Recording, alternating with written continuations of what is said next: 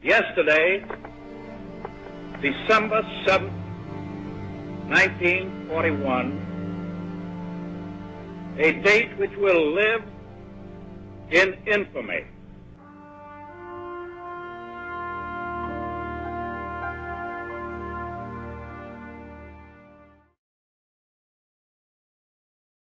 Attack on Pearl Harbor by Japan marked a turning point in the lives of people of Japanese ancestry. War hysteria pushed our government into making us prisoners in our own country.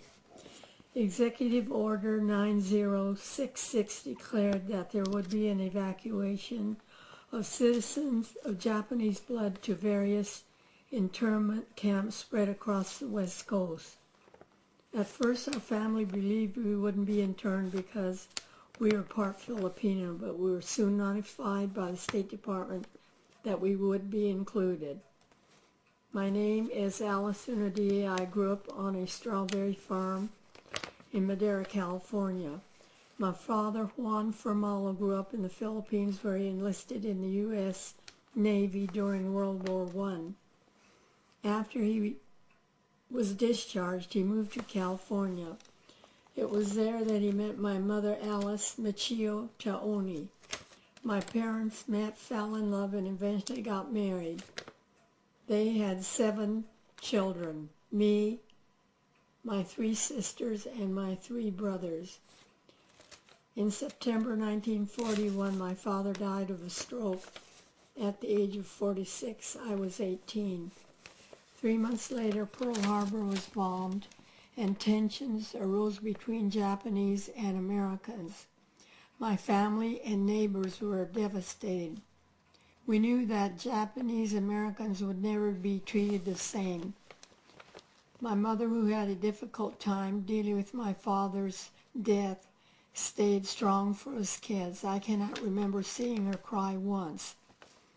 A couple of months later, we received notice that we were to move to an internment camp in nearby Fresno, California.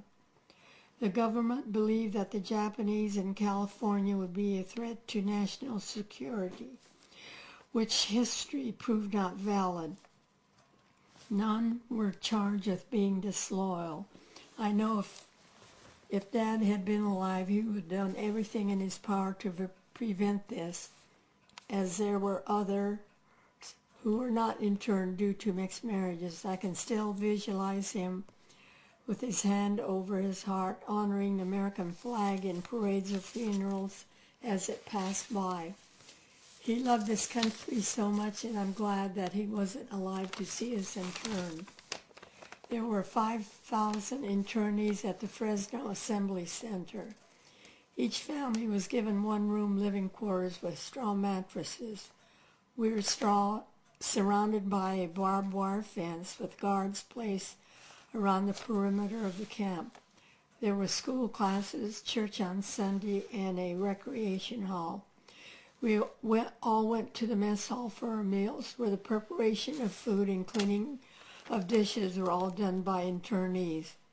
Our showers were a whole different story. They were wide open and had absolutely no privacy. The latrines were like troughs with no separation, though separate for men and women. My sister and I work at the internment camp commissary. One morning at work, my other sister, Lily, came to the commissary crying. For a moment, I was frightened. I thought something bad had happened. After taking a couple of deep breaths, she said that Mom had been informed that we would go home.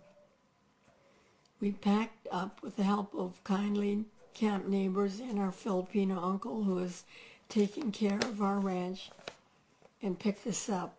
We returned home a group of very happy campers. The 1942 evacuation of Japanese Americans was a flagrant violation of our constitutional rights. Our crime was being of Japanese ancestry.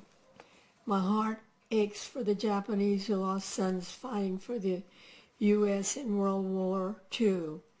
My heart also aches for those who lost property, savings, and were interned for years. No one can really feel what we felt unless they walked in our shoes through this traumatic experience. We were American citizens, incarcerated not by foreign power but our own government. I pity people who have a negative attitude toward other ethnic groups. They really miss out on a lot when they interact with other cultures. After all, American people are made up of diversity and a multitude of religious beliefs.